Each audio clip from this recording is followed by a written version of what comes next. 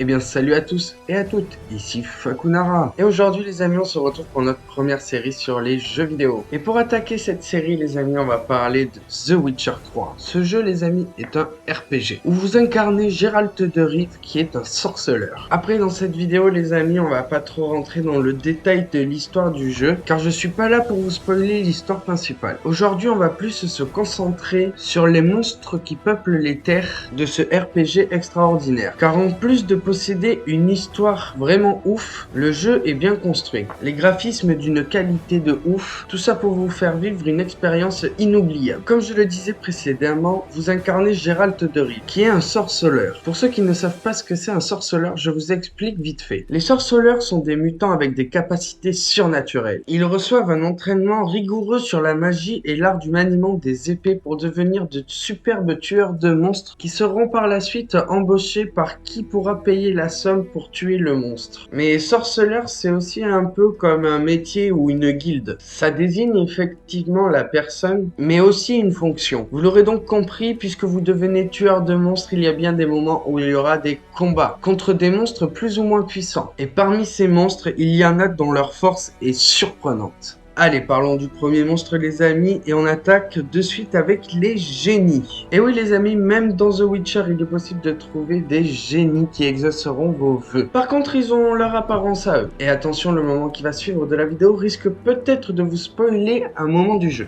Dans le jeu, vous allez croiser un djinn, un génie de l'air. Il est présenté sous une forme ronde irrégulière. Dans le monde de The Witcher les amis, il existe plusieurs génies, car les génies sont des monstres élémentaires, affiliés soit à l'eau, la terre, le feu ou l'air. Et chaque élément porte son nom. On a le djinn pour l'élément air, le dao pour l'élément terre, Marid pour l'élément eau, et pour finir, les ifrits, les génies du feu. Vu que chaque génie est affilié à un élément, ils tirent donc leur puissance de cet élément-là. Mais les créateurs de The Witcher sont allés encore plus loin. Ils ont créé un ordre hiérarchique entre les génies suivant leurs éléments. Pour vous expliquer, les ifrits, les génies du feu, sont les génies les moins puissants, plus facilement contrôlables pour un magicien, et même s'il apporte une force non négligeable au magicien ou à la personne qui a réussi à asservir ce génie, le ifrit est incapable d'exaucer un vœu qui serait demandé par un mortel. A contrario, le marid, qui sont des génies de l'eau, eux sont capables d'exaucer n'importe quel souhait. Mais par contre, pour arriver à asservir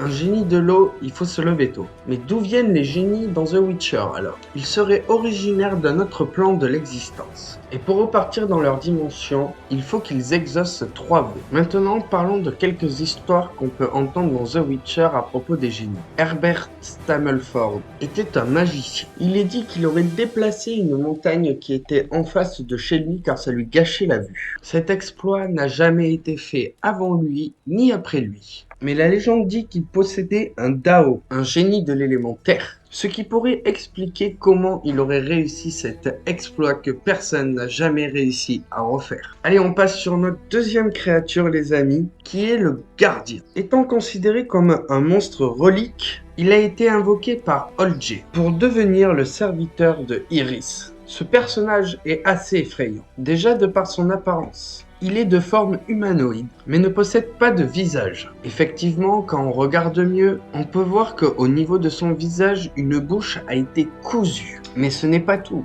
Tout son corps est recouvert de cicatrices et de blessures. Un peu en mode Frankenstein, mais le scientifique était bourré. Mais ses pouvoirs sont tout aussi étranges. Il est capable d'invoquer des âmes déchues pour s'en nourrir. Et attention, petit spoil ou petite astuce, si vous voulez tomber ce boss, il va vous falloir de la patience et énormément de magie. Pour le reste de ce personnage, il est quand même assez mystérieux, car au final on ne sait pas vraiment qui est ce personnage. Ou plutôt, qu'est-ce que c'est comme monstre? Effectivement les amis, dans le monde de The Witcher 3, il est possible pour les mortels d'invoquer des monstres. Et c'est très généralement des démons qui viennent d'un autre plan de l'existence, encore une fois. Dans The Witcher 3, les démons sont divers et variés. Ils n'ont pas à proprement parler de forme fixe, comme les humains ou les chiens. Et tout comme leur forme, les démons possèdent d'innombrables pouvoirs. Suivant le pouvoir que possède le démon, il est attribué à une classe. Les spectres, les démons mineurs, les fantômes, etc. Ils ont aussi la possibilité de pouvoir contrôler des êtres vivants. Mais au final, on se rend très vite compte qu'on n'a pas beaucoup d'informations sur les pouvoirs des démons. On sait juste que généralement, ils sont pas là pour faire du bien et que en plus, la plupart du temps, ils ont aussi un petit peu leurs objectifs personnels. Et là, c'est pas vraiment le cas. On pourrait carrément plus le comparer à un golem. Invoqué pour accomplir une tâche, il ne se pose pas de questions et il est toujours fidèle au poste. En tout cas, si vous avez réussi à le vaincre dans le jeu, n'hésitez pas à le dire en commentaire, les amis. Et on en vient au dernier monstre de cette vidéo, qui sont ni plus ni moins que les vampires. The Witcher 3 ne déroge pas à la règle, puisque les vampires dans ce monde-là se nourrissent aussi de sang. Il existe beaucoup de races de vampires, entre guillemets. Tout comme dans Skyrim, les amis, il y a une classification des vampires de par leur pouvoir et leur puissance. Et nous allons parler tout de suite de quelques-unes de ces classes vampiriques dans The Witcher. On commence avec les vampires inférieurs, réputés vils et violents. Vient ensuite les gargants. Ce sont des vampires à l'apparence monstrueuse, et on les trouve principalement dans les cimetières ou les bâtiments abandonnés. Les noctambules, une race de vampires primitive à l'apparence monstrueuse. Ce seraient d'anciens criminels qui se seraient réveillés transformés après leur mort. Ils traînent de temps en temps en ville la nuit, mais ce sont dans des zones plus reculées que vous les trouverez. La puissance de certains de ces vampires peuvent égaler celle des vampires supérieurs. Les Kima, c'est une race de vampires non humanoïdes qui s'est retrouvée dans ce monde après la conjonction des sphères. Allez, on va parler des vampires supérieurs, les amis. Ils peuvent prendre l'apparence humaine, ce qui est un pouvoir non négligeable. Ils agissent comme une faction. Ils ont leurs propres rites, coutumes et croyances, et un objectif commun.